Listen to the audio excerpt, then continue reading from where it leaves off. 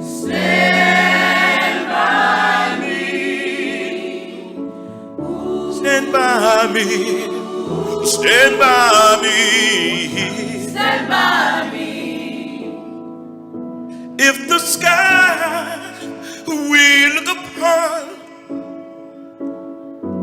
should tumble and fall, and the mountain should crumble to the sea, I won't cry, I won't cry, no, I won't shed a tear, not as long as you stand by me. So darling, darling, stand by me. Stand by me. Stand by me. Stand by me. Stand by me. So darling, darling, stand by me. Stand by me.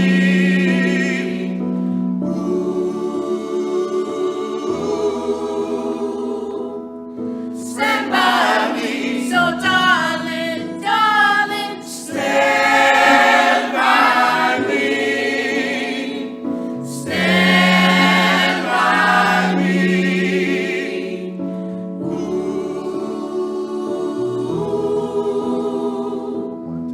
Stand by me. Whenever you're in trouble, won't you stand by me? Oh, stand. Stand by me.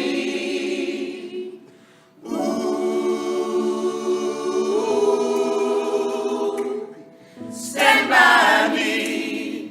Stand by me. Stand by me. Stand by me.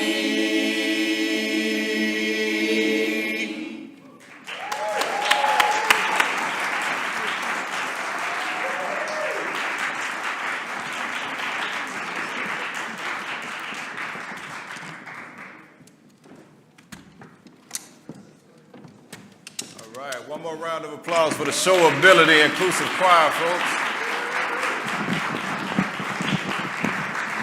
Now, if that's not an inspiration to get your morning started in the right way, I don't know what it takes. Thank you all for joining us this morning. Beautiful job, Miss Myrna Clayton as well. We appreciate you, Executive Director and founder of this group, and we're looking forward to having you all back at the summit sometime. That was a lovely intro. Right now, it's time for what we call self-introduction, self-explanatory. So, rule of the house, as our President and CEO, John Ahmann, so eloquently states every time, we're asking that you say your name, business affiliation, neighborhood affiliation, and then stop. We want to make sure that we have enough time to, allow for the rest of the program and the wonderful conversations that we have coming up this morning. But this is a great opportunity for us to, introduce ourselves and to make connections. So if you hear somebody who's sounded interesting to you in one regard or the next, that you feel like you might be able to connect with on some level, this is an opportunity for you to listen out for those folks and then reach out to them after the summit. And we appreciate every single one of you, and this is an opportunity for us to show that appreciation by letting you have a little bit of the spotlight this morning. So how about that? Okay, so we're gonna start right over here, and then we're gonna work our way around the room to the other side. And here we are. I know you, Neil. We're gonna start with you, Neil. Hi, Neil Shorthouse. I'm with Partners in Change, promoting personal, social, and economic upward mobility. We're all for that, right? I'm Kathleen Bryant. I'm also with Neil and Partners in Change, and we provide free life coaching for people who are pursuing new goals. Good morning. My name is Terry Moore. My background is over 30 years in the music industry, also a board member of SHOWability, and my actual neighborhood is Hampton, Georgia. I'm Danny Cook. I am an organizer with the Stacey Abrams campaign and coming out to spend some time with the West Side and find out about, how we move this thing forward. And of course, telling y'all go vote. Hi, I'm Patricia Lee Stolberg, the founder of Literacy to Success nonprofit and also Read 21 reading program. John Stolberg with Read 21. Good morning, Davita Huntley, affectionately known as Miss West End, a fifth-generation West End resident, proud Washington High School graduate, and community planner. All right. Okay, that's fine. Brandon Sherwood with Baker Tilly, and this is my wife, Heather. Zach Sims, founder of Corporate Sellout, trying to unite young folks in corporate America with nonprofits. Good morning, I'm John Moses, also with Corporate Sellout. Good morning, Bob Dickinson from Dickinson Partners Group and Executive Director of STEAM Sports Foundation. Good morning, my name is Audrey Reese. I'm Executive Director of Star C, which provides wraparound services to affordable housing communities. I'm also a partner with TriStar, which invests in affordable housing communities and commercial real estate. Good morning, Susan Evans with Atlanta Housing.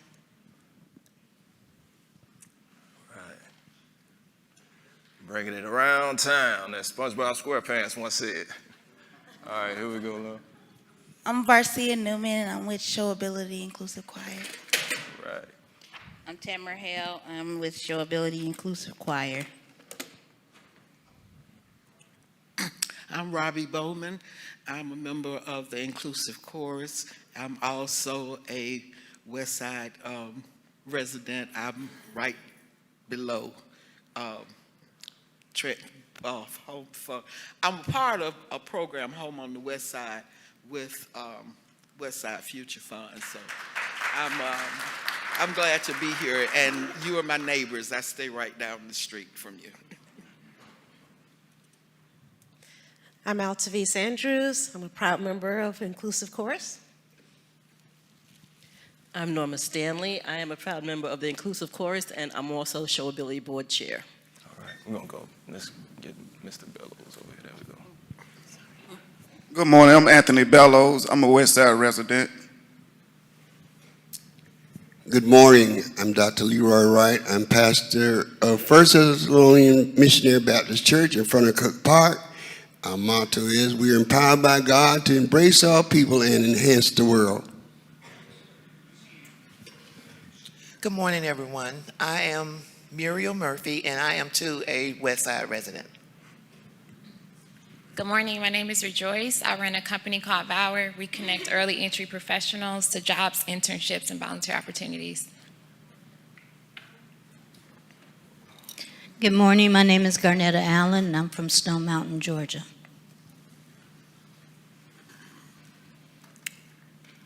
Hello, this is Lolita Calhoun, and I'm from Atlanta, Georgia.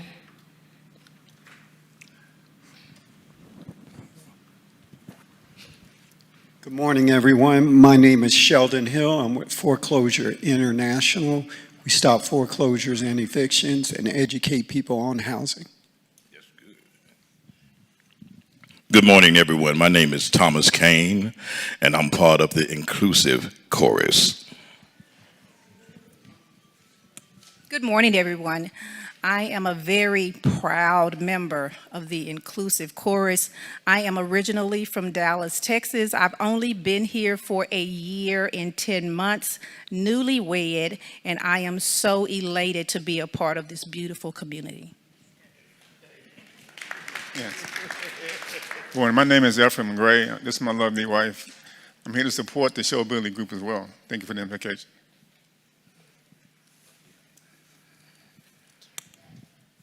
Good morning. I'm Shannon Goodman with Life Cycle Building Center. We're a nonprofit that makes reclaimed building materials available to nonprofits and homeowners all across Westside and Southwest Atlanta. Thank you. Good morning, everyone. My name is Tracy Bates. I'm with the Historic Westside Cultural Arts Council, newly elected president of the English Avenue Neighborhood Association and board member of Historic Westside Gardens, and a proud resident of the Westside. Good morning, everyone. I'm Lance Austin of Lifespan Design Build. I'm a resident of East Point. Good morning. My name is Shayla Barlow Jones. I'm a proud Atlanta Public School graduate, Benjamin Elijah Mays High School.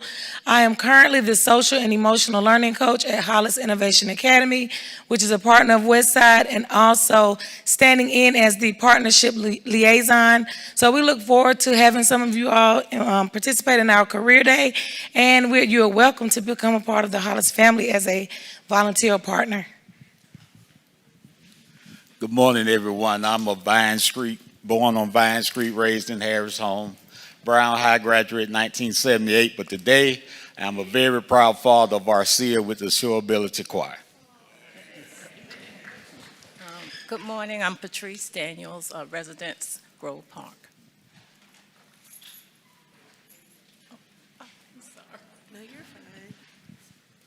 Good morning, everybody. My name is Dominga Porter, program manager with Our Village United, coming from the beautiful neighborhood Pittsburgh in South Atlanta. Hey everybody, I'm Sean Watwood over at the Home Depot backyard, Mercedes-Benz Stadium.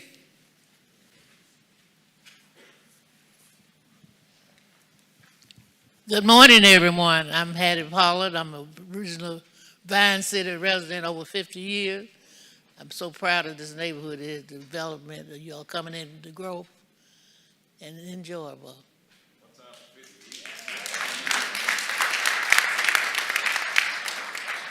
Thank you. You're welcome. Good morning, everyone. I'm Jolita Carter. I am a resident of the West Side. Good morning, everyone. I'm Sharon Thrasher, a third-generation property owner of East Lake Terrace. I'm planning to sell to become a resident of the beautiful developing West Side. Good morning. I'm Carol Waddy with Chick-fil-A. Thank you, Carol. Good morning, family. Tillman Ward, Community Resources of Atlanta, based in historic Vine City, the original West Side.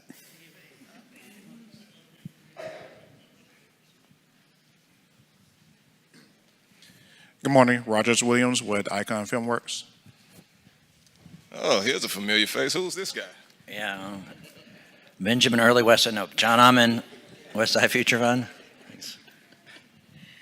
Good morning. I'm Twanda Black, a longtime journalist, broadcast journalist here in Atlanta, and I am a board member of SHOWability and also a proud choir or chorus member of SHOWability Chorus. Hello, my name is Myrna, Clayton, founder and executive director of SHOWability and curator of the Inclusive Chorus. Good morning, Nicole Jones, Westside Future Fund. Good morning, Tamika Askew, Westside Future Fund. Oh, come on, Mr. Tyler. Michael Tyler. Retired city employee. Marnie Pittman, Westside Future Fund. Hey everyone, Rachel Carey, Westside Future Fund. Good morning, I'm Crystal Walker, Westside Future Fund. Good morning, Lewis Anderson, Westside Future Fund. Good morning, Natasha Anderson, Westside Future Fund. Good morning, Raquel Hudson, Westside Future Fund.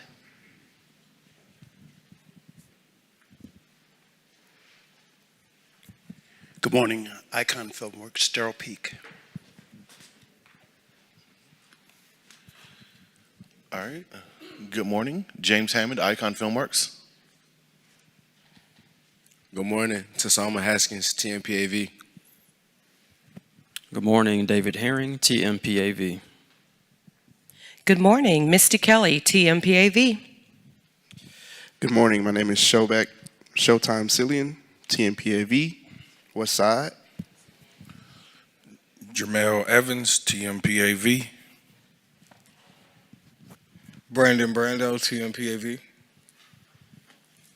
Good morning, Roy Cogdell with the Grove Park Foundation. This is Malia, and proud Morehouse graduate. Fred Stevens, Grove Park Foundation. Joel Dixon, Urban Oasis Development, proud legacy resident, Castleberry Hill, Atlanta University Center, also current resident right down the street in historic Adair Park. David Edwards, the City of Atlanta. Did we miss anybody? We got a few folks that came in. Kiana Jones, I'm a small business advocate for Invest Atlanta. Derek Green, resident in Dixie Hills, now a fourth generation worker in the community with Historic Hills Community Development Corporation. Hello, I'm Maria Supporta. I'm the founder and editor of Supporta Report. Thank you.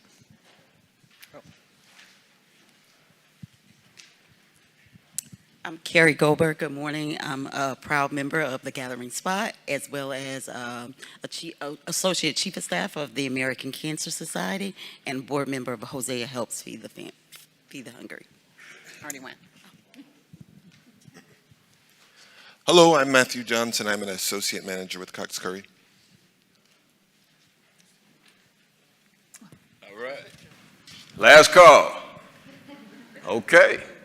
Well, folks, if you heard anybody's name or affiliation that you find interesting that you would want to connect to, we encourage you to do that after the summit. Again, that is one of the main reasons that we're here, is to connect and make connections so that we can all help foster a better community for each and every one of us. So thank you all for joining us. A round of applause for yourselves. And I'm gonna step up here real quick. I'm gonna do a quick little social check-in. We got some folks tuned in right now online, and we appreciate each and every one of y'all. Again, we're on Facebook, Instagram, Twitter, and YouTube. Please help us by sharing, subscribing, following all of that good technical stuff, and help us get the word out about what's going on at these amazing summits. Good morning, Roy Cogdale III. Thank you for tuning in. Gigi Sands, always, we appreciate you. H. Drew Andrews, thanks for tuning in. Mother Moore, I love you, darling. I need to come and see you. It's been too long. Thank you for tuning in. Jania Billingsley, thank you. Rosario Hernandez, we heard about the historic Westside Gardens. We got a board member here. Yeah, we appreciate you and all the work that you all do to help, provide food equity for folks living on the West Side. Thank you, Rosario. Council member Byron Amos, what's up, big dog? Thank you for tuning in. D. Haney, thank you. Regina Deloach, thank you for tuning in. Emerald Baldwin Wright, thank you. Altovice Johnson Andrews, thank you for tuning in. Juanita Wallace, thank you. And everybody else that's tuned in, we are streaming live right now, Facebook and YouTube. So if you happen to know somebody who would be interested in this, you can always go back, send them the link to the replay. It's available forever, as long as these platforms don't go bellies up in the next 24 hours, right? All right, moving right along. Moving right along, so thank you, Ben, I appreciate you. Just a little bit of housekeeping. So for the people who are not familiar with Westside Future Fund, our mission here is to create a community that Dr. King would be proud to call home. And we do that with the help of our board of directors. And I want to mention that this board of directors is a completely volunteer board. So these leaders of the community, they're not paid for their work that they do for Westside Future Fund. So we are very, very grateful for their service. We're also very grateful for our dedicated team here at Westside Future Fund, many of whom are actually here helping at the summit today. There are some who are not listed here, and we appreciate them as well. Derek Jordan, Janora Crook, Ms. Kelsey Wright, and of course, Mr. Benjamin Earley here. So we're very grateful for our board of directors and our team. Also, just another reminder, I know Ben kind of talked about it earlier, make sure that you do get your tickets to be entered into the drawing to win a Goodwill of North Georgia gift card or a Home Depot gift card. Make sure you do that, okay? And we don't want to get to the end and we start pulling the names and the numbers and you're like, I didn't get my ticket. So make sure, again, this is like the third or fourth reminder, right? Get your tickets. Yeah, for the folks who might have come in a little bit Yes, later on, I saw a your couple tickets people are in the back of the room. You get a red one and you get a blue one. We're giving away 2 gift cards. 2 gift cards today. Thank you. And I'm so sorry, I think I went out of order, so appreciate y'all catching up with me. Thank you so much. And also, we want to remind you all of our community tours. So every second Saturday of every month, Westside Future Fund offers a community tour of the historic Westside. So it's a chance to come out, again, network, see all the good work that Westside Future Fund is doing in our community. Registration is required, and please do that on our website, westsidefuturefund.org for more information. All right? And I think that's it, Ben. Time to start. All right, folks. Well, we got a lively and interesting conversation here from Mayor Dickens's team members who are helping to lead the charge of helping to create racial equity throughout Atlanta through neighborhood strategies, neighborhood improvement strategies. And we appreciate these folks for joining us this morning. And anchoring this morning's conversation is our big dog, head honcho, Mr. John Ahmann, President and CEO of Westside Future Fund. Round of applause for the top dog. All right. And I'm going to have John come on up, and we're going to allow him to speak for a second and introduce this morning's special guest. So thank you for tuning in. Thank you for joining us this morning. Looking forward to the conversation. All right, good morning. I got a little time off to begin with since I'm a panelist, helping moderate the panel. So thank you all for being here. I'm excited about this panel. And it's very, I'm going to talk more about it in a second, but it's very foundational to the work we've been doing for the last 6-7 years, and many of you all have been engaged in that work. But our panel this morning is David Edwards, Special Advisor to the Mayor for our neighborhoods. Come on up. It's like a game show. Come on up, David. Yeah, you haven't won anything yet. And then Joel Dixon. Come on down, Joel Dixon, with Urban Oasis Development. And also Freddie Stevens, who heads up housing for the Grove Park Foundation. Thank you. Thanks, man. Thank you. All right, I thank y'all. And to set the stage a little bit for folks, just a couple weeks ago, I was at a meeting, I think that David really had a lot to put together, of all the different the foundations in Atlanta, corporate foundations and independent foundations, have a council, they get together to network and learn about issues, but they came together to hear from Mayor Dickens. And the key message that Mayor Dickens delivered to all the different foundation representatives that were assembled was that he wanted to have a neighborhood-based approach to especially addressing racial inequity in the city and other underserved neighborhoods. And so, and I know, one of his key strategists on that, thinkers on that is David Edwards, but the mayor really spoke to how he wants the city to focus its resources and align itself at the neighborhood level, right? And thinking back to some of y'all have been coming to the Transform Westside Summit since we started it, but I remember when I first started my work, when we were working on the land use framework plan, a lot of what was heard from the community was the feeling of kind of, top-down strategies, being told what to do, not being responsive to what the neighborhood wanted. And then once the neighborhood identified what it wanted, it actually happening. And that was really what the mayor was speaking to, was how to really focus in at the neighborhood level. And then what the mayor was summoning the foundations to help is once those needs had been identified and prioritized, to really marshal public and private resources to focus in on those needs that were identified. And one of the key corridors the mayor has identified, and under David's leadership, is the Donnelly-Howell corridor. So the Donnelly-Howell corridor, it starts just down the street, going all the way from Northside Drive basically to the Chattahoochee. That entire corridor, especially with the announcement of Microsoft, you would anticipate really accelerating over the next decade in terms of the development along that corridor. But along that corridor are some of the city's most underserved neighborhoods. And so what David is really working on, so we're going to talk about more this morning, is both the opportunity that brings, but then how to mitigate some of what could be the negative consequences as well. But it's having been doing this work for a bit, a lot of the work of the Westside Future Fund is modeled on a place-based approach. A lot of that, David used to run an organization called Purpose-Built Communities, which works across the country in cities to help them, different organizations like the Westside Future Fund, develop a place-based approach. So we're really delighted, David, that you agreed to be here this morning. Thank you. And as well as the rest of the panel. But, kind of building off maybe what I just said, David, you want to talk a little bit more about the mayor's vision and kind of what your role is and how you're working on the Donnelly-Howell corridor? Absolutely. Thanks, John, and thanks for inviting me to be here. And it's exciting to be up here with my two colleagues with whom I'm working very closely on this work. And this is really a chance to talk about this work and really get feedback. We're early days in this, in achieving the mayor's vision, which you heard a couple of weeks ago when he was here, but also he really more specifically articulated in this session that John just mentioned with the Atlanta Foundations Forum. But what the mayor has said, and I have to say, as John said, I've been doing this work for a long time, probably worked in over 40 cities around the country, and I've never heard a mayor make this kind of commitment, even though we've been asking mayors to make these kinds of commitments. And that, just to remind you, what he is saying is the path to closing the racial equity gaps in this city is through transforming the conditions in our most distressed neighborhoods. And he has taken that as a central strategic goal of his administration. And that's a big deal. Locally, it's going to be a big deal nationally as we move forward. The proof is going to be in the pudding. We've got to deliver against that vision.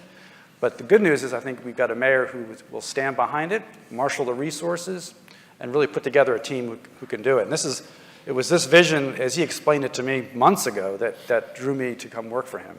And so I'm excited about it.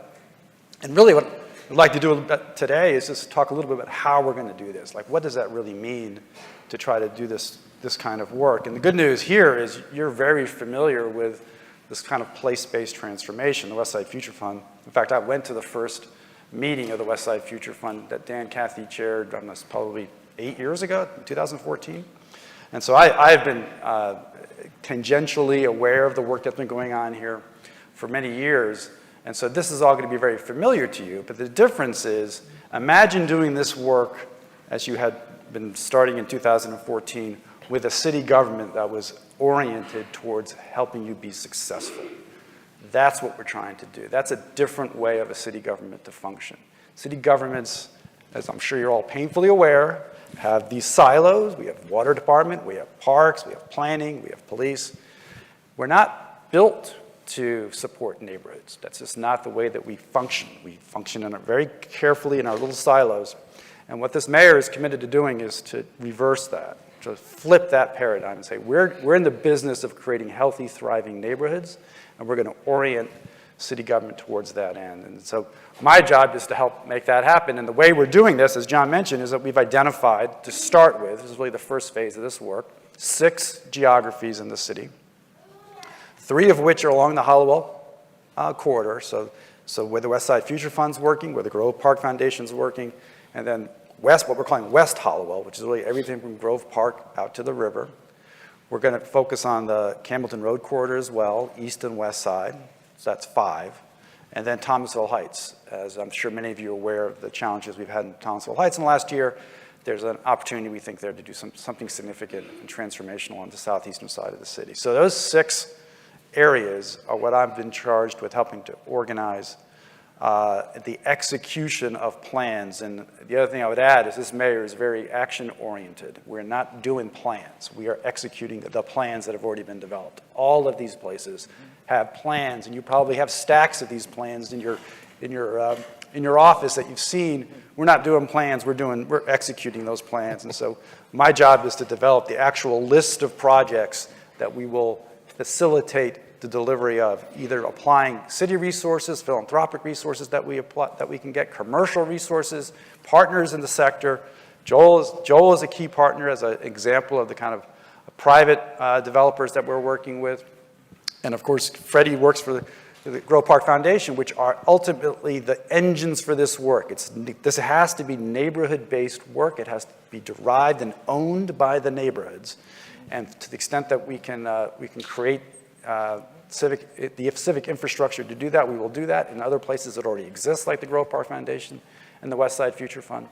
But at the end of the day, we are mobilizing the local civic infrastructure, the neighborhood-based stakeholders to tell us what needs to get done, but we'll make that our agenda, and that's how we're poised to execute.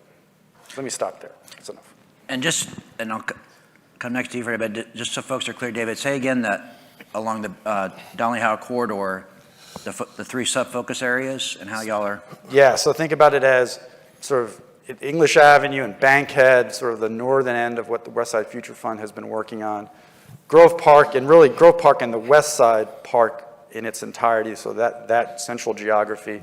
and then really everything west of Grove Park. And the critical components, as you're all aware of that part of the geography, is you have 3 major public housing properties out there that have not been redeveloped. Bowen Homes is in the process of being redeveloped. Hollywood Courts has been vacant for 15 years. Bankhead Courts has been vacant for a similar amount of time. So those 3 major assets are going to be part of the plan. And the other thing I'll mention is, and again, this is unprecedented in the 25 years I've worked in the city of Atlanta in one capacity or another.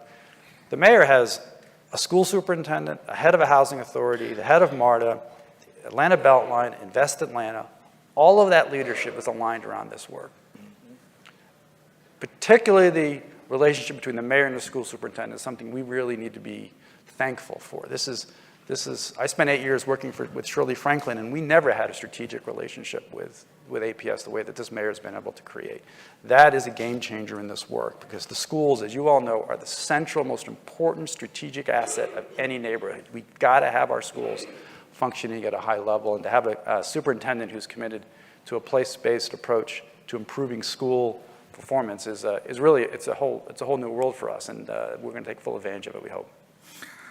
All right, thanks you, David. So, Freddie, thanks for being here again. And kind of a two connected question, but first, for folks that may not be familiar, you could, talk a little bit about the Grove Park Foundation, and then because I know you've been at it a bit, and how now you see the Grove Park Foundation interacting, with the city's efforts. I know there's been a real focus, but maybe, the Grove Park Foundation, a little how you see this planning effort with the city working.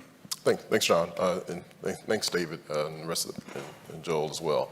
I think great question. The Grove Park Foundation, and obviously with David, we've had a history because we are a purpose-built in the community of practice of the purpose-built neighborhood network, which means that it's a focused, place-based approach to resolving issues that typically are expansive and challenges related to urban neighborhoods and communities across the country.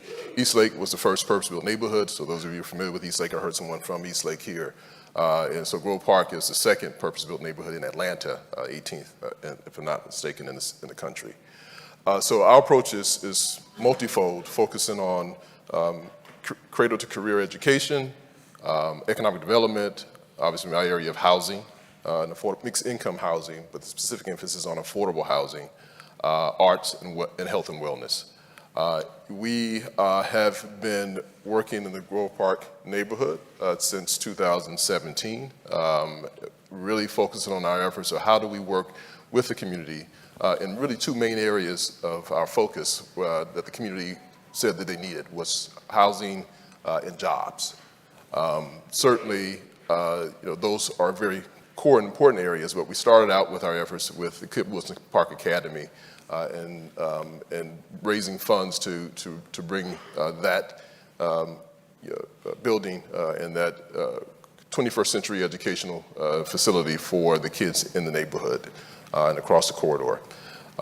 We are, again, our dedication is working with the neighborhood, changing the quality of life, focusing on creating an equitable, vibrant, and healthy community. And we do that in any number of ways with a holistic approach. That is not just, focusing on education and jobs, but it's focused on education and jobs and housing all at the same time. And we've done that by really thinking about and hearing the data that comes from the residents that we serve. First, how do we preserve the residents that are in the neighborhood? We've done, I think, a yeoman's job of really focusing on keeping families that are, that are legacy families in the neighborhood. This neighborhood was redlined, prior to the 1960s, and from 1960 to 1965, you had a full shift of the ethnicity of the neighborhood from white to completely black. And it's been a series of years of disinvestment in any number of fronts, and I think we mentioned the public housing that was there that is now vacant, and focus on bringing that back as thriving affordable housing. I was at the Housing Authority when we revitalized Perry Homes to West Highland. So we know what the impact is of bringing along mixed income housing and how it helps to transform neighborhoods. So this effort, and you said as a segue to this work, this effort is really important, and the mayor's commitment to bringing all these agencies to bear, and David being a part of leading that effort is essential to changing the landscape, to finding ways to really be impactful where we haven't been collectively impactful before. And that requires the city and the public sector to lead. I've probably always said in my 30-year career in this space, 15 years, 20 years in community development, is that the public sector has to lead and has to be the voice of the change. And I think this effort, which is very focused and it brings, again, closes the silos that oftentimes hinder growth and change happening in an effective way, it brings those agencies together for that change.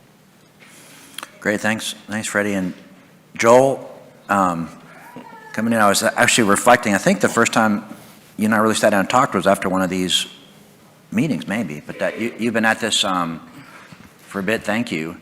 And so for folks that may not know much about your work, first, talk about a little bit about your work. And I know one of the things you're really focused on is, the public-private partnerships to activate properties. So maybe talk a little about urban Oasis overall, and then your kind of focus, especially I know your work in Grove Park. Yeah, absolutely, John. Thank you so much for the opportunity. As you mentioned, we've been here for quite some time. And David, just to start out, the mayor's focus on neighborhoods is game changing. Before the mayor introduced this, when I was launching, so my first career was in the technology sector. So I took my time from John Hope University Homes, which shout out to Atlanta Housing. First public housing project for Black people was John Hope University. Tech was for whites only. When I went through Oglethorpe Elementary, now the GNet Center off of Beckwith. When I matriculated through John F. Kennedy Middle School, now Hollis Academy, that eventually led me out to Silicon Valley, to Stanford, where I went to school. And I mention this because technology being my original career, when I was moving back to Atlanta in the early 2000s, it was to be a part of seeing the city of Atlanta become a tech ecosystem that was one of the top 5 in the country. That's why I left the heart of Silicon Valley, where everybody was doing the most of everything, and came to what everybody called the dark woods of Atlanta at the time. I also came at a time right post-Olympics, which we had gone through that process, seen what tremendous leadership accomplished to prepare for that. And we saw during David's previous administration with Shirley Franklin, the tremendous leadership. And so that was the invigorated, advancing, and forward-moving Atlanta that I returned to, John. But I'll say that during the course of time, I felt like there was no longer that ongoing progress that was happening, and specifically at the neighborhood level.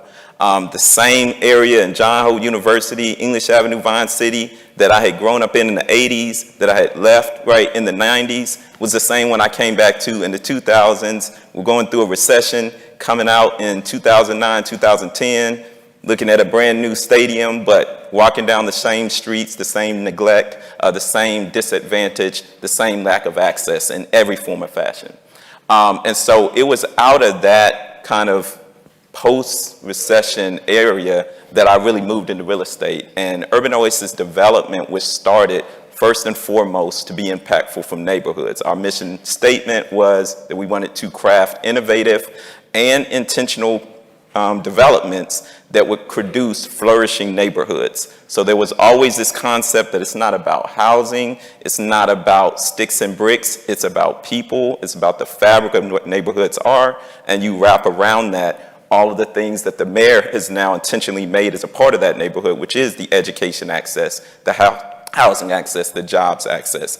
And so, John, when we were really connecting, it was out of that Urban Oasis development as Westside Future Fund was also kind of being coalesced in this particular area, was thinking about all of Atlanta's neighborhoods. Yes, I grew up on the west side and neighborhoods here, but my scope was that Atlanta's a big house with a lot of rooms, and we have to be intentional about all of those rooms, from Cary Park to Adams Park, from Thomasville Heights to historic Collier Heights. And for too long, we kept focusing on one neighborhood, East Lake, which was East Lake Meadows, right? Became East Lake and Kirkwood and became the hot areas, and the Beltline came, and now all of our resources are going there, right? Everybody wants to be there because we activated that bedroom. That's all that happened, is we took a dilapidated, neglected bedroom and decided to put the drywall up, paint it, put some furniture in there, and surprise, surprise, right? Everybody wanted to be there.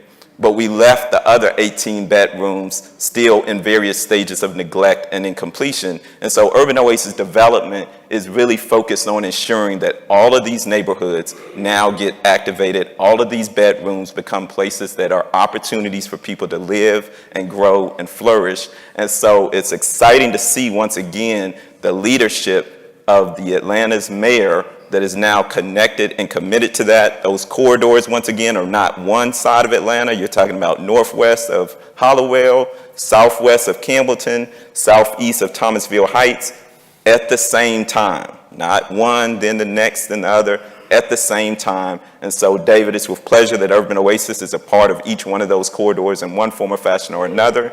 And we are absolutely committed to this group project, which the mayor vision and his, I guess, Atlanta Foundation statements. And that group project, the impact of that is that this is not something that we're going to do alone.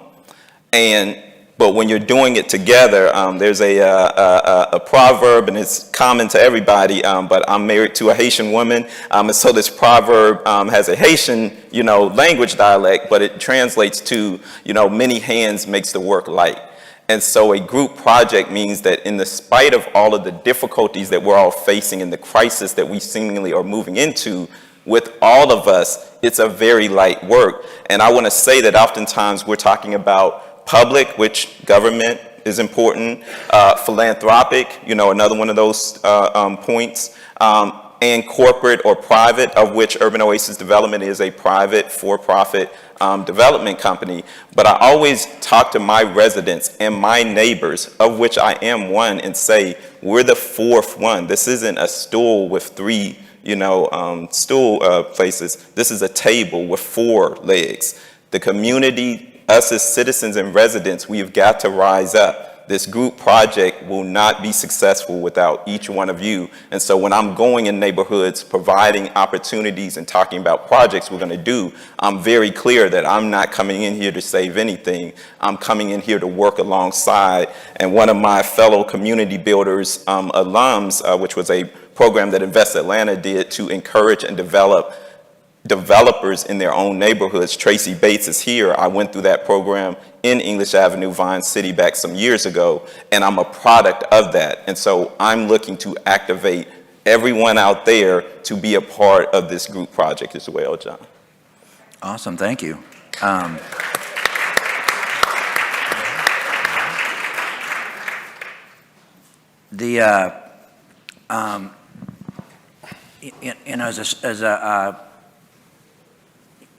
No doubt investment is coming to Donnelly Howe Court. Obviously, the headline is Microsoft.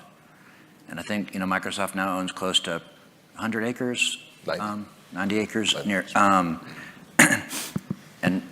I've heard planning to put about 15,000 Microsoft jobs on site over some period of time, but to give people a sense of what 90 acres is like, Atlantic Station is about 125 acres. So you could imagine the build out of that site, what it could ultimately look like, could have a lot more than Microsoft on it, obviously, But maybe for each of y'all, because I know y'all have been engaged various hats, but what the Microsoft investment means, how you're thinking about it, and how you're leveraging it. Maybe since Freddie, y'all are in the bullseye of it, your perspective on it first. Yeah. So the corridor, I always talk about, and I speak with the voice of the residents that are on the northwest corridor of Atlanta. And that's, we talk about English Avenue and, Grove Park and, Hunter Hills, Center Hill, Collier Heights, Dixie Hills, Cary Park, and that neighborhood has traditionally been known as Bankhead. The folks of the families that we talk to know the neighborhood as Bankhead. We call it individual neighborhoods. And the history there is really a prevalent, important history of the individuals that have come from the area. And the important part of all of this effort, when we have a Microsoft or even the Westside Park, is how do we keep families in the neighborhood? And we always talk about the word gentrification, and I'll be the first to say it is a challenging word. It's not necessarily a bad thing because there's services and core services that are missing from the West Side. Microsoft will potentially bring some of those services, but the counter to that is that Microsoft also, and projects like it also bring the possibility of displacement. So when we talk about gentrification, it's not necessarily bad, it's the displacement part that's bad. So our efforts at the foundation have been, prior to the Microsoft announcement, is how do we keep families in the neighborhood, whether it be preservation for the legacy seniors who we've worked tirelessly to try to keep them in their homes, efforts of connecting with home repair, whether it be building low-income housing development projects that allow for families who live, who have been in the neighborhood as renters, who are being pushed out by the increased value of speculation, investors who are selling their homes, those properties now, or redeveloping those properties and selling them at market rate. How do we keep those families in the neighborhood? And that's through any number of mechanisms. The foundation name is a misnomer. We say, foundations oftentimes have funding. Our efforts are to secure funding so that we can do the work, the hard work that's oftentimes much harder than many of us understand. When you're working with families, that challenge, it becomes greater when you have the pressures of a Microsoft and others that are there. So we have seen, values, and especially particularly in my work, seen values increase, 100-fold. It really makes securing affordable housing almost cost prohibitive. Obviously, it's some of the work that certainly John has done in the Westside Future Fund's footprint in Vine City, English Avenue. But Microsoft, what I will say with that is that, yes, it has increased the pressures. I think it is essential for organizations and companies like Microsoft, even though they weren't here before, with a lot of the challenges that the corridor has faced prior to. But since they're here, we would love for them to be a part of the solution.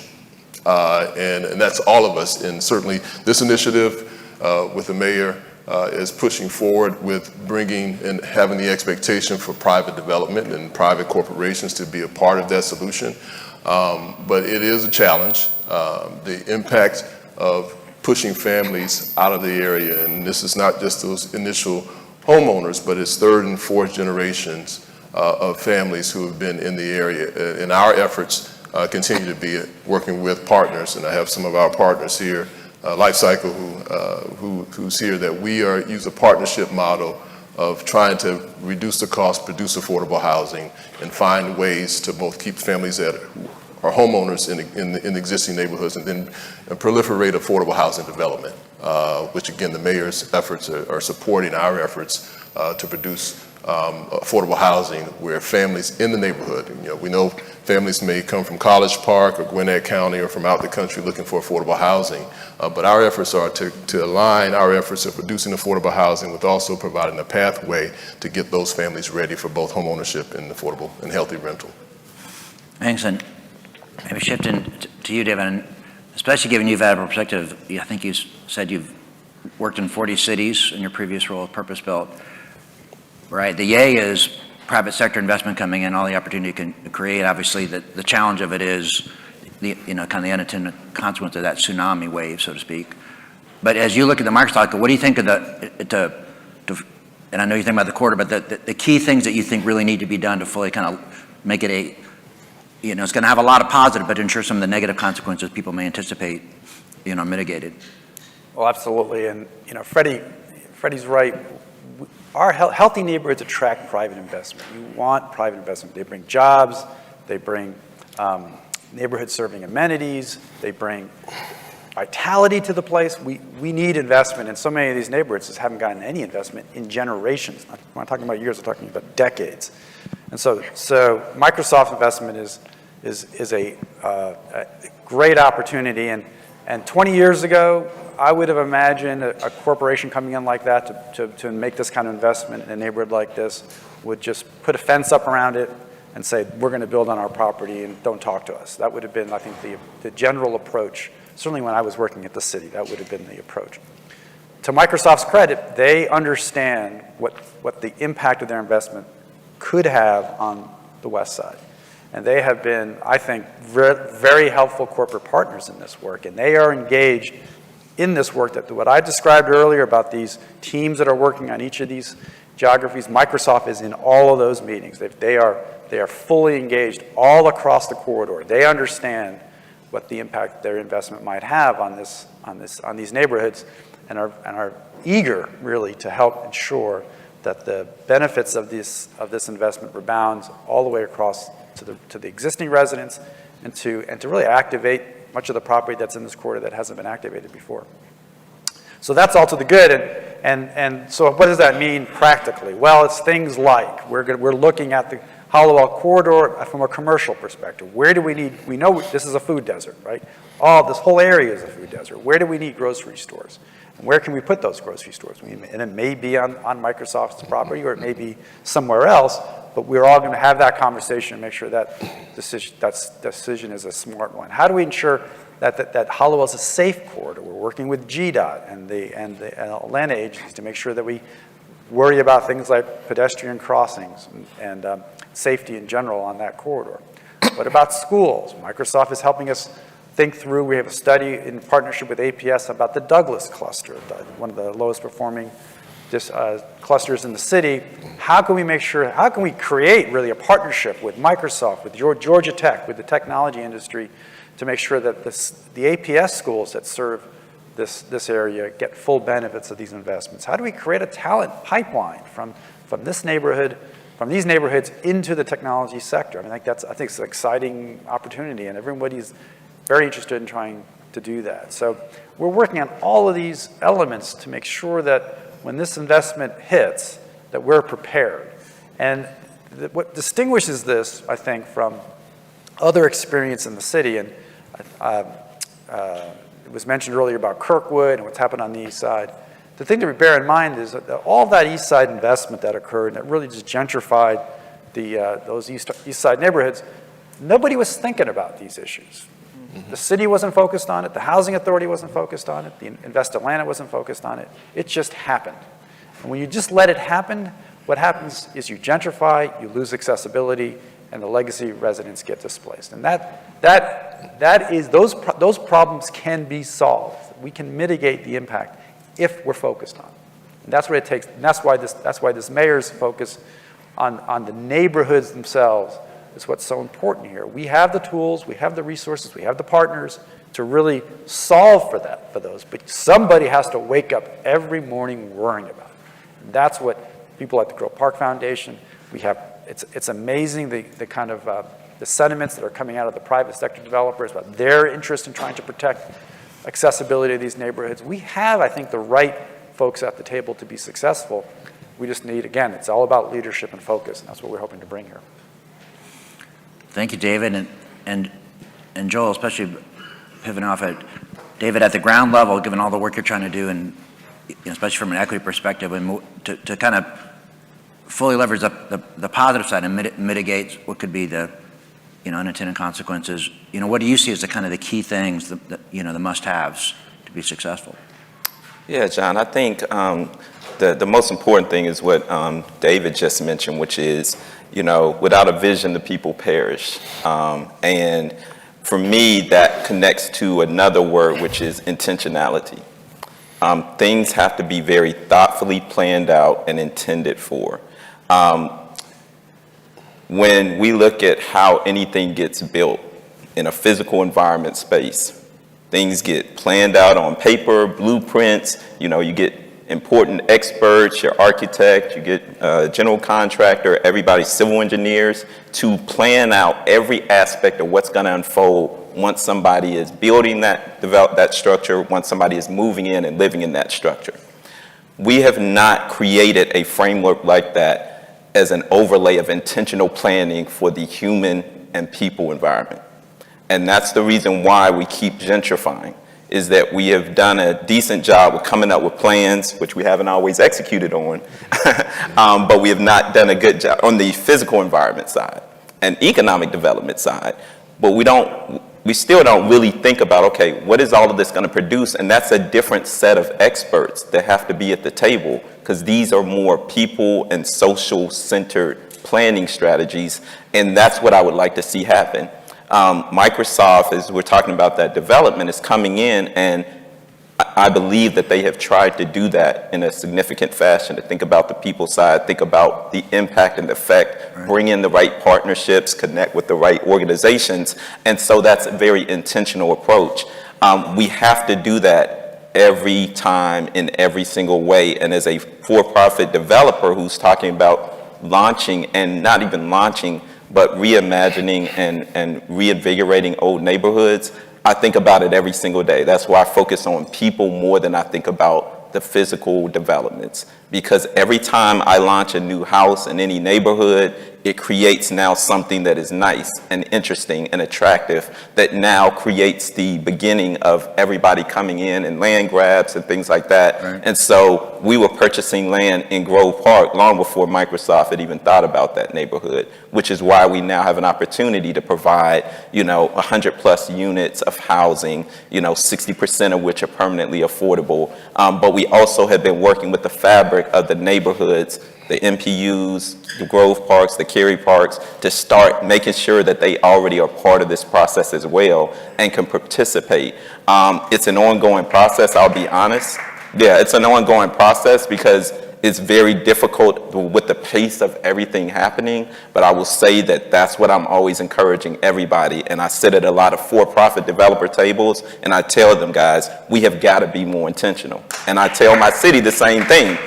You don't buy, Quarry Park or Quarry, the former Quarry, and know that you're planning the largest green space in your city and not have pre-purchased everything around it, not have pre-planned for everybody that's going to be impacted. This is something that we missed out on. The Beltline was arguably, nobody could have fathomed it. Like David said, we didn't know about gentrification here. We didn't know just some sidewalks would create, billions of dollars in impact. But I think at this point, Atlanta has seen it, so we can't continue to relive and relearn those same lessons. And so I will say it's difficult, it's a challenge, but I also come back to, once again, the accountability to myself as a resident, as a neighbor, is that coming full circle, I hold Microsoft accountable. I hold my mayor, Dickens, accountable.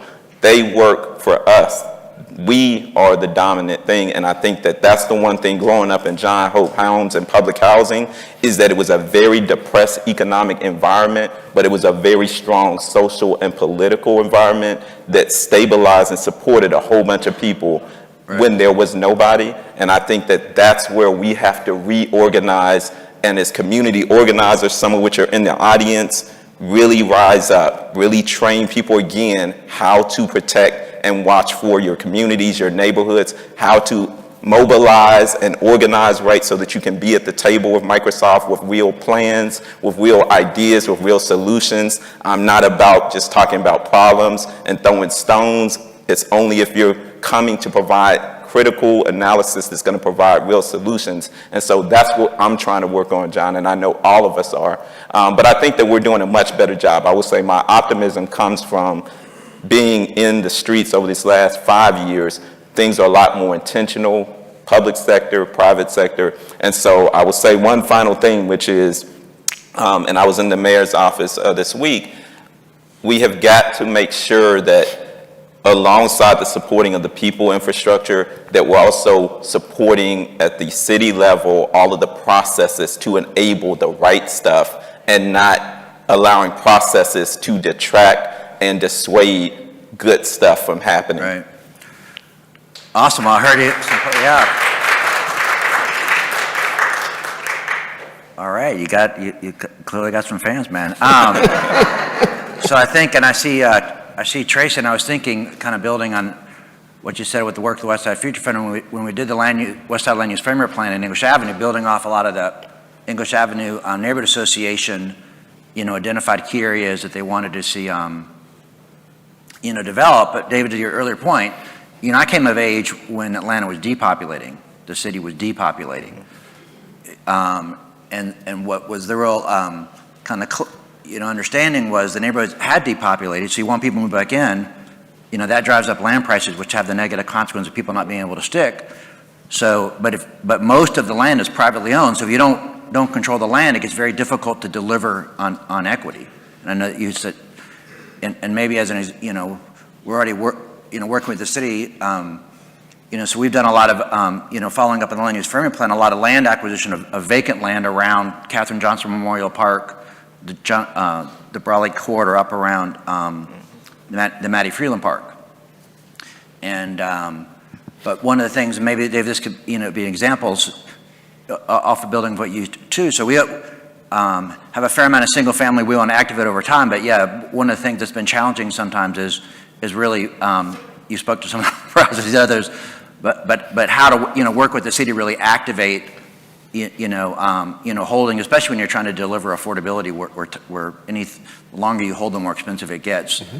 But maybe Dave, talk a little bit about how you, especially on the corridor, how you see, the mayor interacting with entities like, the Grove Park Foundation, Oasis, the Westside Future Fund, and others, but what you would see as kind of the new approach. Yeah, I'm happy to do that. One thing I'd mention first, we're talking about this, preparing for these changes. When I first started working in Grove Park, this was in 2014, we did an analysis of the residential property in Grove Park, and we estimated that we could have bought all of the vacant residential property in Grove Park at that time for about $14 million. That's about a third of Grove Park at that time was vacant. And so we pitched that to several local philanthropists. Give us $14 million, we'll buy all this land up. We'll pay you back. We knew that the Westside Park was coming, and we knew that there was going to be development in that neighborhood, and we thought we'll be able to pay that money back with interest in 5, 6, 7 years. Couldn't get anyone interested, and they were worried about, and I think legitimately, they were worried about looking like they were, real estate speculation going on in these neighborhoods, and might not have the best optics. But think about where we would be right now if we owned a third of Grove Park right now. We would be in a perfect position to protect affordability and accessibility. And now we couldn't do that now. We cannot go and buy that property because it's so expensive. I know. That kind of opportunity still exists in plenty of places of Atlanta.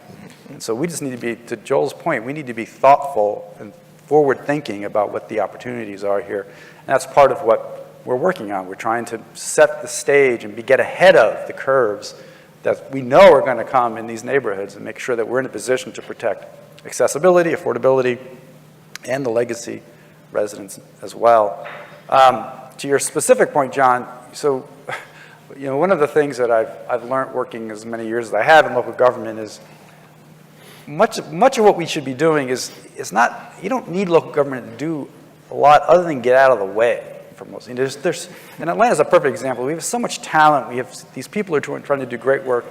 And the way I describe it is, it's not that we need to get out and push them. What we need is to remove drag, make it easier for them to get things done. And that's really what we're focused on doing. We have a team in the city right now that is focused precisely on that. How do we make it easier for people to get properties rezoned? How do we get the building permit process more streamlined? How do we package this together, these projects together in a way that says we're going to create a path for the Westside Future Fund to redevelop the 200 homes that they already own? I mean, empty homes don't do anybody any good. We need to get those homes back into the market. The Westside Future Fund owns this property.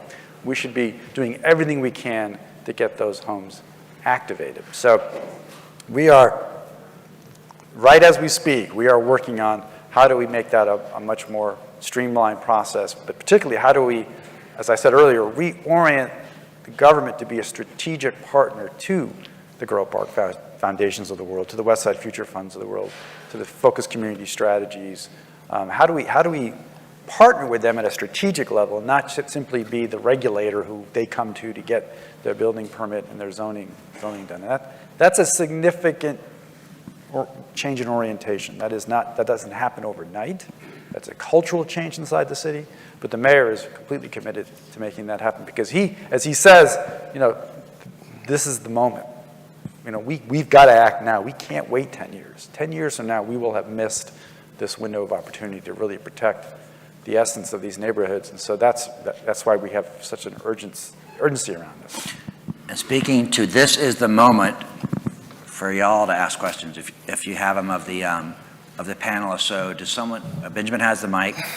So who, yep, so I see our first question. Actually, John, I'd like to ask the first question, but I'm coming to you. Benjamin, the man with the mic controls it. Yeah, you know, I got the mic, I got the power, sorry. But no, you know, again, I'm a fourth generation West Side native. You mentioned the Douglas cluster earlier. I graduated from Douglas High School. All my siblings graduated from Douglas High School. Thank you, Astros. But, you know, my mom, grandma, aunts, they all graduated from Washington. Those two clusters, you know, basically have the same reality in a lot of respects as far as the different challenges that the communities face. Specifically in terms of education, what are some of the initiatives that you guys are enacting to actually invest in the children and their families? Because, you know, Joe mentioned you know, the vision of seeing the stadium go up while you're living in the food desert. A lot of us experience that, you know, and it's not just Mercedes-Benz Stadium, and, you know, who we appreciate. Thank y'all for being great partners of the West Side. But there's also, you know, the fact that it is a food desert. You know, I literally used to rant, you know, even in high school as, you know, why do we have to go so far to get quality food? You know, everybody else in Midtown and, you know, East Side, Edgewood, they can just walk down the street and have quality food. But all of these things, as a young person, I'm saying, it affects your day to day. And we look at students who are underperforming in school. You know, you say the Douglas High School, some at Washington High School, and we don't really tend to put two and two together. You know, if kids are struggling to eat, if they're struggling to feel safe, you know, at home because they live in a dilapidated home that's literally falling apart, how are we not already taking the steps as a city with all of the funds and all of the resources that have come into our communities? How are we not taking that step to ensure that the youth have what they need? Because the reality is those same neglected youth are the ones who grow up to commit violent crimes, are, you know, at a higher percentage than many others. They're the ones who a lot of us will label as menaces to society, when in actuality they're just underserved. So what initiatives is the city and the office of the mayor offering to, you know, specifically help the living conditions of younger people? Well, that is such a good question, and just what Benjamin just went through is really I think a change in thinking about schools and education that has really started happening in the last 10 years. I've spent a lot of time working in schools around the country and talking to principals, and one of the things I try to emphasize to them is, because almost always I'm working in schools that are low ranked, labeled as failing schools by the state, their states they're operating in. And I always try to emphasize to them is that it's not your fault. We have put in an inordinate amount of pressure on our schools, our superintendents, our school boards, to so-called fix schools. And the fact is, you cannot expect a school to outperform its neighborhood. And for exactly the reasons that, I mean, Benjamin was just ticking them off. Poor quality housing, not access to health care, not access to healthy foods. Children, as you know, whole children come out of whole neighborhoods, and we need whole neighborhoods for our kids. And so when we sit with the school superintendent, and then when the mayor sits with the school superintendent, he's not saying, what are you going to do to fix schools? He's saying, what are we going to do to make sure that all the children in our neighborhoods are prepared to come to school and learn, so that they will produce ultimately happy, productive, healthy 18-year-olds. The way I say it, if we're doing that, if every neighborhood in the city is producing happy, healthy, and productive 18-year-olds, all the other problems we're worried about get solved. We're not going to worry about crime, we're not going to worry about schools, we're not going to worry about health disparities. All of those problems get solved if we just stay laser-like focused on ensuring that our neighborhoods are places that produce kids and young adults that can go on and lead happy lives. And so the way that we are doing that is we are working hand in glove with the school system to look at what are those conditions in those neighborhoods that are inhibiting the ability for the kids to successfully go through a life and career in the school system. We are starting with with the Douglas cluster because the Douglas cluster is in the West Side corridor that we're focused on, that the mayor has focused on. APS has secured a grant to do some planning work that we've already launched, that we've got experts to help us. Georgia Tech is agreed to help us with this work. And I said earlier, in the Douglas cluster, we're saying, well, we're going to build. We know we're going to build housing out there. We know we're going to look at early learning solutions. We know we're going to bring grocery stores. We know we're going to activate the Hollowell corridor in general. How do we make sure that the schools get the full benefit of those investments? And so it's not really about what happens inside the classroom. It's really about how do we make sure that the kids who go to those Douglas schools are well prepared to succeed. You know, I've been through all those Douglas schools now. The schools are, I think the facilities are in great shape, great principals, great teachers. It's not about asking them to do more than they're already doing. It's about making sure that when those kids walk in the door, they're well fed, they've slept, they're not in fear of crime in their neighborhood. They're able to get there on time because there's transportation available to them. All the things that we all take for granted, most of us take for granted in where we live, we just need to create those same conditions here. So couldn't agree more with Benjamin. It's about preparing these places in a way so that the kids can come out of them and lead happy lives. Yeah, and let me carry David's point a little bit further in terms of the work that we've done on the West Side, particularly in the Douglas cluster. So, you know, our organization was able to raise $20 million, New Markets Tax Credit, philanthropy, to combine with APS's dollars to build the Kip Woodson Park Academy. You know, it's K through 8, attendance zone, feeder school, along with Early Childhood Center, YMCA, 6 weeks to 6 years. So essentially you have your child 6 weeks all the way up to 8th grade on one footprint. You know, so that is a focus in partnership with APS, certainly in partnership, you know, cursory with the city, is how do we, as organizations, but then also as community, because it's not just the city that has to push that forward, it's the people in the community, the organizations that have to be the driving force around that change around education. Social determinants of health tell you that, yes, you know, there's a lot of challenge that impact youth from being successful in the education arena. It's housing, and we talk about healthy and affordable quality housing, you know, with environmental issues in the homes that we have. So when we push forward with our efforts around improving the home environment in terms of removing toxins, lead-based paints, all of those things create irreparable damage for some youth. And when they get into the school environment, there's some social issues that are challenges as well that collectively our faith institutions, our residents can help to solve, along with the city's efforts as well, as relates to funding and some other impacts. But it is a holistic approach that we have to focus on. Our efforts are not just to build, you know, the built environment, whether it be commercial or housing. It is building people. And touching those lives, whether it be for youth. You know, let's talk about career jobs. You know, let's talk about things that are going to lead them to the 21st century jobs, the next phase of in 4 years, if you're in high school, where are the jobs going to be in 4 years? So getting our youth in those STEM education-related careers. You know, we've brought in Georgia Tech, who's done some drone technology, some STEM, you know, engagement at both Kip Woodson and John Lewis. So it's really all inclusive, but it's also getting the community involved in that process at the same time so that we can make that impactful change. Great. Now I know. Question?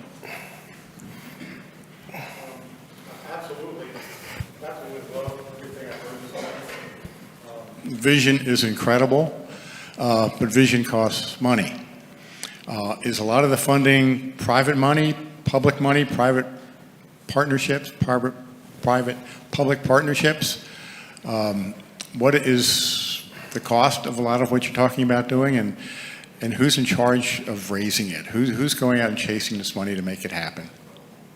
So part of what we're doing in each of these 6 geographies that I mentioned earlier is, think about this as we're just building the business case for the investments that are needed. So we are aggregating all of these projects that are coming out of the community. So saying what the community is, the neighborhood leadership are telling us, this is what we think we need to move our neighborhood, to really transform the neighborhood. These are significant investments. And our job is to put together the investment plan for that. How do we fund it? And my experience in doing this work, these are hundreds of millions of dollars in each neighborhood. These are significant at-scale investments. And it just takes effort to find the funds, and it's going to be a combination of local dollars, local government dollars, state dollars, federal dollars, philanthropic dollars, commercial dollars. My experience is the money is there. It just takes someone to put the plan together to do that. And this mayor is committed to finding those dollars. And we are looking, as we speak, we are looking at potentially new ways to raise funds in the city of Atlanta in order to fund much of this work. So we are prepared to find the funding for all of this. Now, can we do everything? No, you're not going to be able to do everything. But we're going to be able to have, I think, transformative levels of investments in all of these neighborhoods. I will say from the private side of things, one of the biggest things that I've learned is that the private sector actually has, right, a lot more capital than the public and other sectors. A lot of that is interested in being more intentionally impactful, to be honest, but they don't really know how. It's like they don't have the playbooks and they're not really trying to figure them out. So I work to kind of make it more clear and soften the pathway for that type of capital, particularly the private capital, once again, to feel comfortable about being impactful in Grove Park, in English Avenue, Vine City, which, Westside Future Fund has done a good job of. And I think that that's the biggest thing we have to continue to do, which is why every time we have hurdles or obstacles at the city level that prevent certain things from happening, it just dissuades that type of capital to not want to go that route, because why would you work harder against yourself when you know you can just do something easier? So that's what I'm working on. I would say the second thing is philanthropic community here in Atlanta. To David's point, the fact that the philanthropic community could not commit $14 million to acquire land in Grove Park at that time, it speaks to a couple things. One, the lack of understanding of what was coming and how that's connected to their philanthropic goals, or potentially two, right, a lack of interest in being a part of that portion of the solution, because once again, we have our silos of I created my foundation to focus on this and focus on this. And one thing that I've been telling philanthropic organizations is, look, you're focused on arts, great. You focus on education, which was just mentioned, great.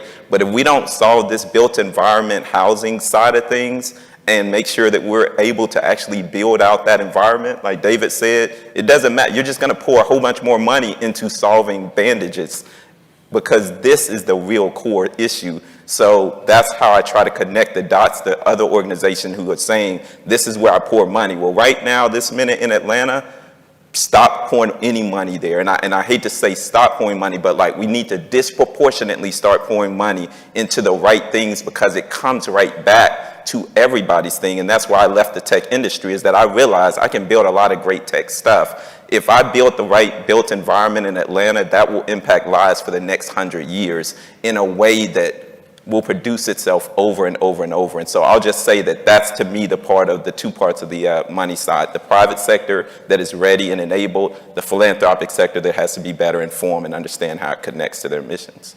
And I would say that we're light years away from 2014, at $14 million in 2014. And this why this initiative is so important, because the private sector in areas like a Grove Park or Campbellton Road or any of those other areas that the city has taken up needs to know that the city is committed to the effort. That they can leverage, this philanthropy with or low impact debt funding with a commitment from the city's effort, and that's a cooperative effort that change can happen with all the parties sitting at the table. So I think that's the difference that we have now with this initiative, which will support that. But when you're out there, with philanthropy and there's no other effort to kind of make things move along, particularly from the public sector side, it creates a fear, and you need to make the projects look like real deals and real projects that lead to an end.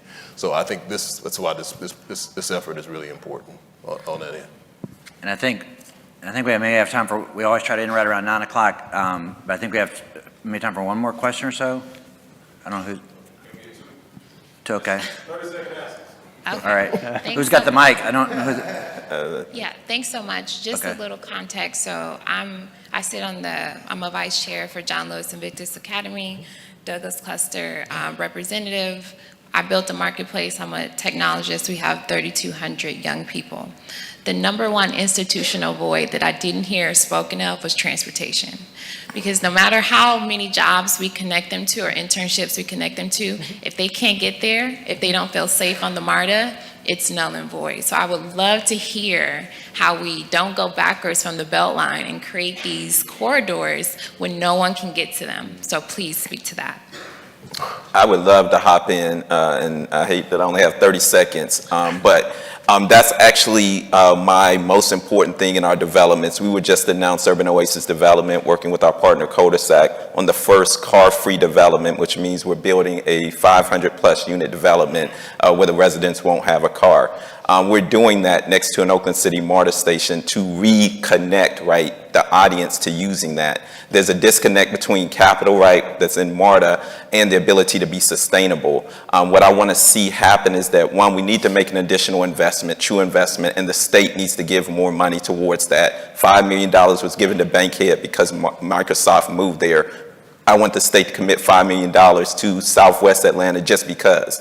And so that's one of the solutions. But the second thing is also that we have to continue to expand the access. And so because we're working also on a project at Murphy's Crossing on the Beltline, we're creating a project that will force the Beltline and everybody else to honor the promise of transit on the Beltline, which is the real reason why Black and brown people voted for it in the first place. And so it's a broad answer, but that's my contribution.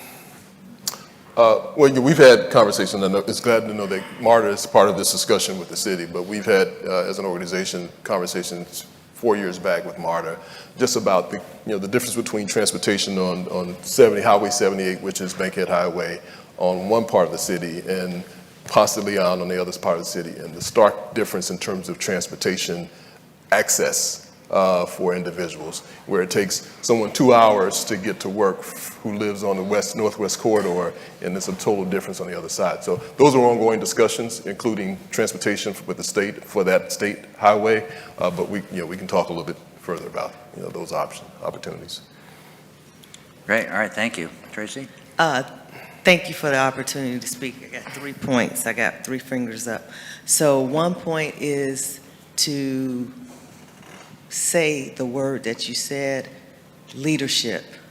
David said leadership because that's so critically important to how we move forward.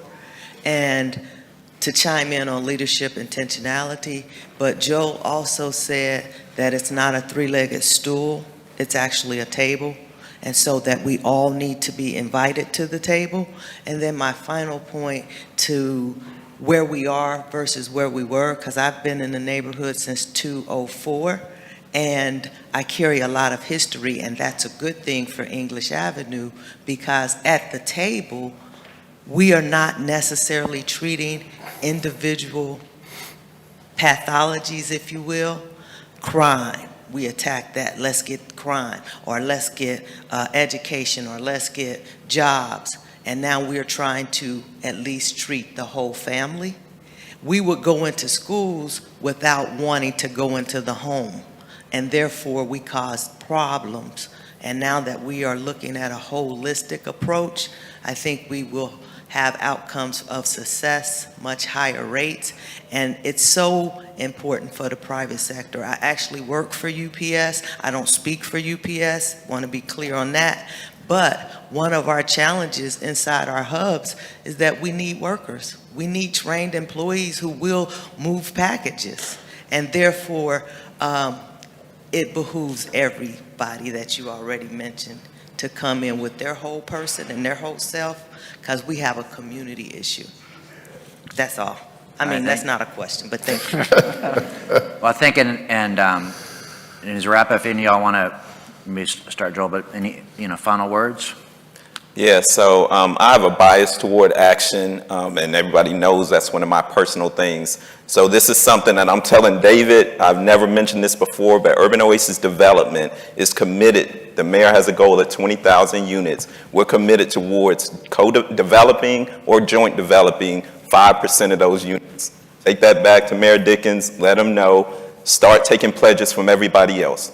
Like, these numbers have to be connected to direct commitments and pledges. I come from a line of preachers as well. We know how to pass the plate around, but start having people put their name on this list, because we should blow through the 20,000 number. And I know you all internally with Public Land have your own, goals and things that you can contribute towards that. But I think together, once again, this is a group project, and so being action-oriented, just know I believe everybody should have their name next to specific sections of how the solution gets added, because that holds us all accountable and gives us goals to work toward. 2026 is coming as it relates to the World Cup. I guarantee you there's a whole bunch about to get built, developed, sold, everything else, because there's going to be goals, which is 2026, and requirements, and everybody's going to pull in. So I just want you to personally know that, David. Well, I appreciate that. Amen to all that. And as I said earlier, I'm too old to be doing plans. We are action oriented, so we are going to get stuff done. But we can't get it done on our own, and it really takes, as the mayor has said, as John mentioned, this is a group project. We need everybody at the table. It is a table. Everyone needs to be there, but we need to move. We don't have time to navel gaze at this point. We need to get moving. So we're hoping that all of you will help us in that endeavor. Yeah, I think something that was very important that was said, and it's kind of reverberated, is that we've got to move now. And we started this discussion about Dr. King and the beloved community in terms of the work that's been done on the West Side.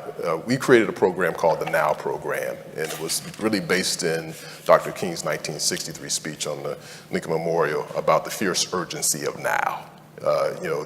The extension of the Now Program is neighborhood opportunities for wealth. And so our focus with that program, which we started in 2019, is how do we bring the people, as we talk about development, but how do we bring the people and focus on the people? And how do we make sure that we're providing opportunities for jobs and job training, and helping folks improve their credit scores so that they can take advantage of these housing opportunities, and get them to livable wages, making $40,000, $50,000 a year. You can't live on $12 an hour. Just can't do that. So that program is the people side of the products that we're building, and the place and space in which we're working, and the partnerships that we're forging to do this work. So I think it is a collective effort, and it's also holding our residents who need the change accountable, so that they've got to be a part of the process, and they've got to take advantage of the opportunities as they come along. So as we forge this partnership, and finally bringing the city in a very functional way into the space, we all have to do our part, and that part is one that's essential to really making the change that we all seek, and that is now. We can't wait. We can't wait for Microsoft, to do what they're doing 2 years from now. It has to be today. Well, thank you. And in the spirit of Joel's challenge, I think Westside Future Fund's ready to do 1,000. That's what we had mentioned. 1,000 units. And that would be both us and then helping enable other great partners like you. So thank you. Yeah, give our panel a big round of applause.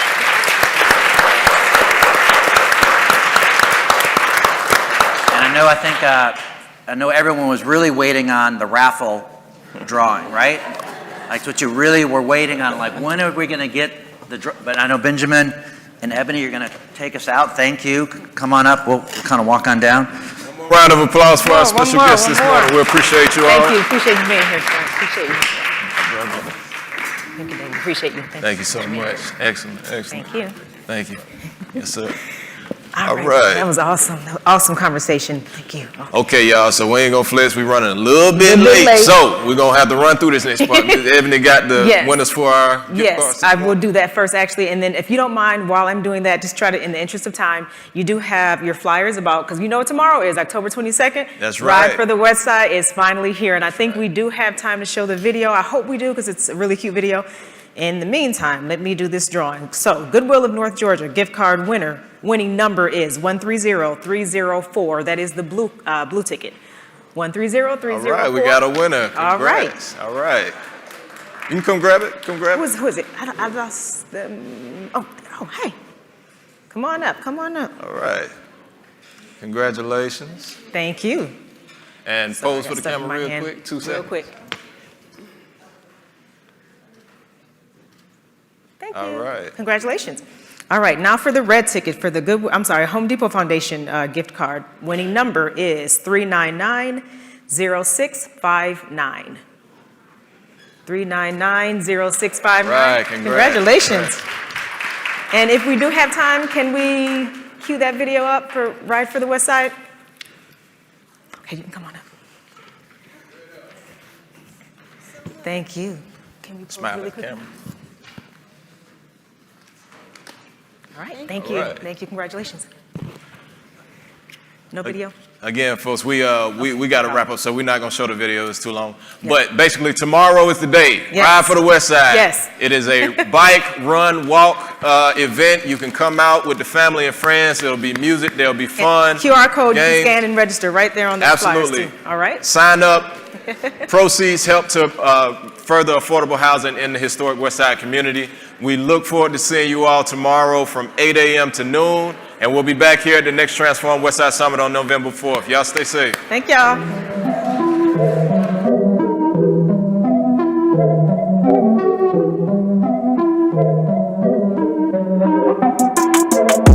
Here we go, at the top of the class on a roll. And it's time to run it up, yeah you know.